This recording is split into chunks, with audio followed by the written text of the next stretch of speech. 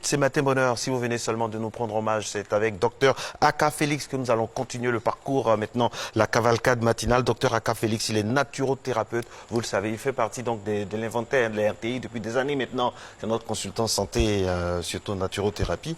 Quel régime alimentaire pour une personne diabétique? Aliments à proscrire, aliments à privilégier. Bonjour. Bonjour, docteur. Je voudrais dire ceci, que le diabète, l'hypertension, les rhumatismes sont ce qu'on appelle les maladies de notre civilisation.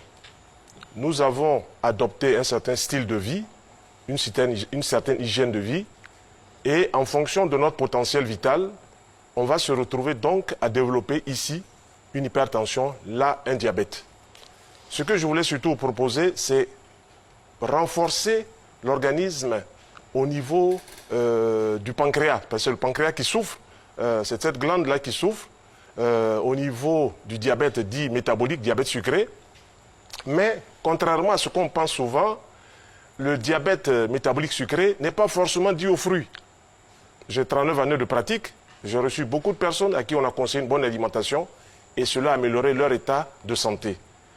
Il faut surtout proposer un éventail d'aliments. Un éventail d'aliments, c'est-à-dire proposer une alimentation variée où on ne fait pas des mélanges qu'on doit faire.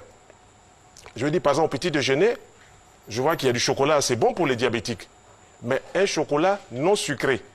Voilà, Marcelin, c'est un chocolat, c'est bon, je vois du chocolat assez bon, un chocolat non sucré, avec, comment on appelle, du pain complet. Et si on propose des fruits, il faut prendre les fruits non pas associés à des aliments cuits, Alix. Il faut prendre les fruits séparément. Je veux dire quoi?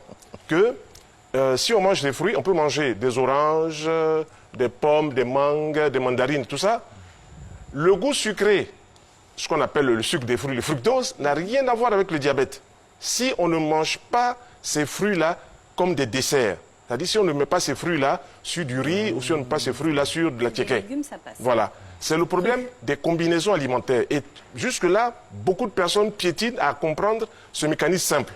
Si on mélange les fruits et les aliments cuits, forcément, on va développer ici une hypertension, là un diabète, ici des rhumatismes et là aussi des constipations. Parce que tout ce qu'on va programmer dans l'organisme, le métabolisme va se faire en fonction des mélanges qu'on a introduits. Oui.